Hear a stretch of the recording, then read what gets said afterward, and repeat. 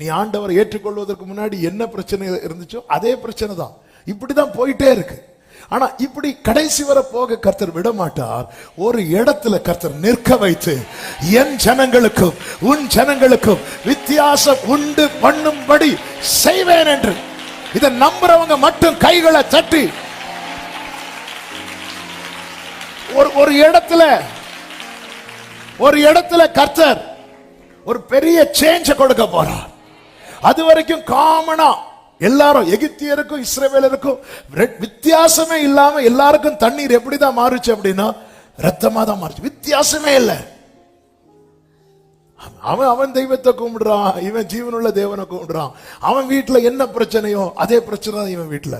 அவங்க வீட்டு பைப்பை திறந்தாலும் பிளட் வருது, இவங்க வீட்டு பைப்பை திறந்தாலும் பிளட் வருது. என்ன காஸ்பல் போய் அவங்கள்ட்ட சொல்ல முடியும்? என்ன சொல்ல, நீ ஜீவனுள்ள தேவன் நோக்கி கூப்பிடு, எங்க உன் பைப்பை ஓபன் பண்ணு, பிளட் போதும், நீயே கூப்பிடு. என்ன என்ன சொல்ல, ஒண்ணுமே இல்லை. இந்த பாதையில பயணிக்கிறவருக்கு நான் சொல்லும் வார்த்தை புரியும். நேற்று மாலை வேளையில ஆவியானவர் இந்த வார்த்தைகள் எல்லாம் உள்ள வச்சுட்டே இருக்கிறார், வைத்துக் கொண்டே இருக்கிறார்.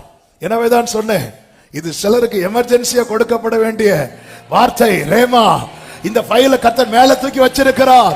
நீ பயணித்த பாதையிலே கர்த்தர் ஒரு பெரிய பிரேக் த்ரூவை கொண்டு வர பண்ணி, உன்னுடைய உனக்கும் மற்றவர்களுக்கும் ஒரு வித்தியாசத்தை ஆமென் சொல்றவங்க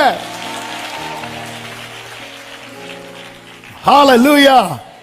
ஆண்டவர் சொல்லுகிறார், வித்தியாசம் உண்டாகும்படி செய்வேன்.